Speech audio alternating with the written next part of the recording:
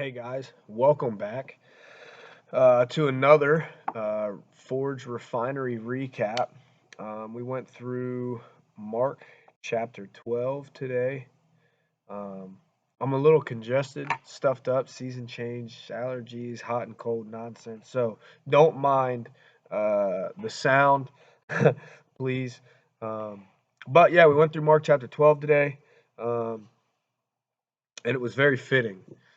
Not only with some stuff going on in some of the people's here's lives, but just in the world, right?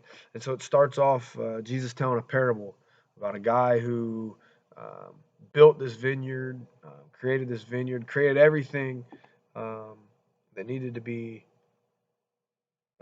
there to run a vineyard, and then he hired people to take care of it, or kind of appointed people to take care of it, and he left. And then he sent basically like a messenger to collect not all, but just some of what was it, the vineyard, and the people beat them, sent them on their way. Like, nah, we're not giving you nothing. So he sent somebody else. They beat him, sent him on his way. Another one killed him, and this happens over and over and over again. Um, and then he sends his own son, right? And he's like, man, surely they're gonna respect my son, right? I'm in charge of this place. They respect me enough. They'll take care of my son. They'll listen to what my son has to say. And they kill the son, right? And um, the idea that they had was, we'll kill the man's son, and then we'll inherit this place. Which for most people that sounds ridiculous to think, this guy is kind of my boss, owns the place I work at. If I kill his son, he'll give it to me. Um, but look, I mean, that's the perfect example of God. God created everything um, and put Adam and Eve in charge. Um, and we just kept ignoring the messages he sent, ignoring um, the messengers, the judges, the prophets. And then sent his son, and people didn't like it, made them uncomfortable. Would have had to put pride aside. They would have lost some of their authority, and so they kill him. And then he says, "What will the Father do? He'll surely come and destroy the tenants." And so um, now we're just waiting, right? And God's going to show up and destroy the tenants. Um, and obviously, we're getting to the part where how you can be saved from all of that. Um, And then he goes in and he says, those that reject become the cornerstone of a building, um, and how important that is, right? And the world rejects Jesus, but he's going to be the most important part of this plan, right? Um, and then he goes in, he talks about, they ask him about taxes, well, should we pay taxes? And da da da da. And he says, yeah, sure. Caesar's face is on there. Give to Caesar what is Caesar's. Um, and there's big debates on uh, do we pay tax? I don't want to pay taxes. I'm not gonna lie to you. But God tells us, hey, pay your taxes. Just do it to do it. Like, it is what it is. It's of the world. Give back to the world what is the world's, and then give God what is God's. Um, and God blesses us with time and all the other things in our life. Um, it's much more than just uh, coins and money, right? Um, and then he goes in and talks about resurrection and what that second life looks like. And um, one of the things that really kind of popped out was, we always think of when we die, that's when it's either heaven or hell, God or Satan. And, well, if we're resurrected in this new life, then, if this man and marries on and on and on, who's going to marry who? Um, and, he says, God makes a claim. He says, I'm the God of Abraham, the God of Isaac, the God of Jacob. He's not the God of the dead. He's the God of the living. And so by accepting Christ and giving us that eternal life, um, we're living, um, not dying and then spending eternity in hell, but just kind of not thinking it's so much of dead and alive, but either I go from this life into the next and live with Christ, or I go from this life and dying for eternity. Um, in hell and just not putting God into a box. And then that moves us into God, Jesus' question about what commandment is the most important. Um, and he gives a phenomenal answer. The most important is love the Lord our God with all your heart, with all your soul, with all your mind, and with all your strength. The second is love your neighbor as yourself. Um, there's no other commandment greater than these. Some translations say that with these, then all the other commandments will be fulfilled. And we kind of spent some time talking here that if we're loving God with all of us, um, then we don't have room for the pride. We don't have room for our the lies that the world feeds us that then feeds our ego. Um, and if we're loving people truly, then all the other commandments are completely ignored, right? If we truly love people, we don't lie to them. If we truly love to them, or truly love them, we're not we're not doing wrong to them. We're not sinning against them. And so, by holding on to that true love and giving 100% of our love to God, and again, honestly, I can't sit here and say, yeah, I give 100% of my time, 100% of my thoughts, 100% of my strength to worshiping God because I don't, and therefore I still stumble and fall into sin at times. Um, but when we take our thoughts captive, when we pull ourselves back from the distractions and the things that are of the world and pull us into those natures, and if we're loving God with all these things, we can't have idols. Um, we can't be holding on to our own pride and what we want, because if we're loving God, then we're doing what God wants. Not because He's telling us we have to, but because we want to honor Him because we love Him so much, right? Um, it's like if I'm in a relationship and I love someone and they're wanting me to do something, if I truly love them, then those are the things that happen, right?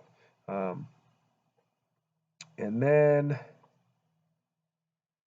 um, he goes in and talks about the scribes. This is kind of something that came up a few times because he's in a position where people are trying to test him, right? These scribes, the heretics, um, and he says, "Beware of them. They seek greetings in the marketplace, best seats, places of honor, um, and they do things for attention, right? They have these great prayers for attention, and they do these things." And he's saying, "Beware of these types of people, um, and don't follow them because they're going to end up leading to great condemnation."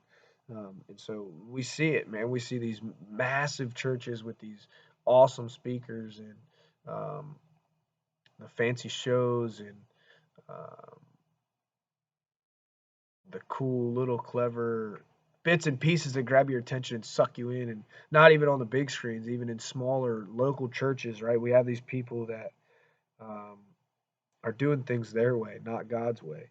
um, He's saying beware of those. And so if you're not in this, if you're not reading in this and taking your time to spend time and building your own relationship, and you're just following whoever's preaching on the TV, the radio, Sunday morning, whatever, and that's the only time you're given is Sunday morning, um, how much are you really giving back to God? Are you really loving with your whole heart, mind, and soul? Are you paying attention to the scribes, the Pharisees, the heretics? Or are you just falling in because this is what we're told is okay and acceptable? Um, and then the last little chunk of chapter 12, they talk about the offering, right? There's these rich people that are given large lump sums, and a poor widow puts in 2 coins. That was all she had. And Jesus says she has put in more than any, um, and she put in everything that she had to live on. Are we doing that? Are we giving everything over to God and to Christ? Are we giving all of our money and trusting that He's going to take care of us and provide for us? Are we giving Him all of our time? Is every aspect of our life consumed with um, God? Or is it, man, God, I'm going to give you that, you know, 10% of my life. I'm going to give you 20% of my life, 90% of my life. I'm giving you 95% of my life. How much more do you want? Um, and holding on to that little bit that we want because we're prideful, because we want to be in charge. And so Are we giving it up? Are we holding on to it? Are we loving with everything? And those are the things we really spend a lot of time talking on. Are we living in faith, or are we living in uh, the New Age faith? The New Age faith of, yeah, I have faith, but I'm gonna do X, Y, and Z. A hot topic last year. Um, with the quote unquote pandemic, and people freaking out and this, that, and the third.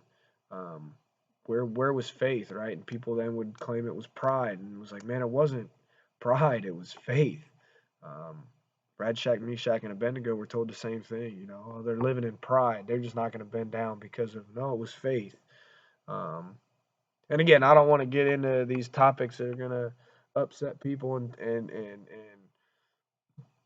turn into these political debates, and should we have this and should we have that. Man, we don't have all the answers, but I am reading this, and if I'm putting everything into that basket, saying, God, I trust you, if I'm putting everything in, that doesn't mean everything except for the little bit. That doesn't mean um, I'm trusting you with most of the stuff. No, all of it, right? And Romans tells us that he's going to work all things for good. And so even if I'm trusting you and things don't look the way that the world says they should look, you're going to work them out.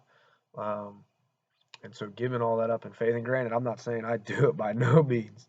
Do I live 100% in faith? As much as I want to and as much as I pray about it, it's still a struggle. So um, that's what we discussed today. That's kind of what we went over. Next week, we won't be meeting. Me and my family are going to be taking a trip. I think it's spring break almost everywhere, most places. And so we're taking a trip um, out east. We might still put a video together. We still might do a little Bible study through Mark 13. And I'll talk to these guys and see if they still want to meet. Out here in Indiana. But again, if you want to join us, Saturdays 9 a.m. We have a good time um, doing a Bible study, and we're just going through Mark through chapters. There is no teaching. We're just taking it where the Spirit leads us. We'd love to have you join us, and then we work out. We've got a whole facility here. Today we didn't. Guys had stuff they had to take care of, and I'm just congested. Sorry, excuse. Uh, Pathetic excuse, in fact. But I said I was going to go home and spend some time with my kids. So that is where I will be going from here. So we'd love to hear your thoughts. Go through chapter 12. What stands out to you? What do you think? If you've got references that maybe is a different outlook on what we came up with, please, we'd love to hear it. We were jumping back and forth between Isaiah, Romans, First John,